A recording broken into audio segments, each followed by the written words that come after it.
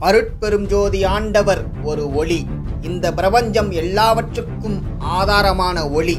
அப்படி இருக்கின்ற அருட்பெரும் ஜோதி ஆண்டவரை நம்மால் ஏன் பார்க்க முடியவில்லை? கொஞ்சம் சிந்தித்துப் பாருங்கள். டிவி ரிமோட்டில் இருந்து வரும் சிக்னலும் ஒரு ஒளியே. நாம் அலைபேசியில் பேசும் அலைகளும் ஒளியின் வடிவமே. நாம் பயன்படுத்தும் ப்ளூடூத்தும் ஒளிதான். அட ஏன் வைஃபை கூட ஒளியால் தான் இயங்குகிறது. இவைகளை கூட, இந்த ஒளிகளை கூட ஏன் நம்மால் பார்க்க முடியவில்லை? இவையெல்லாம் நம் கண்ணால் காண முடியாத ஒளிகள்.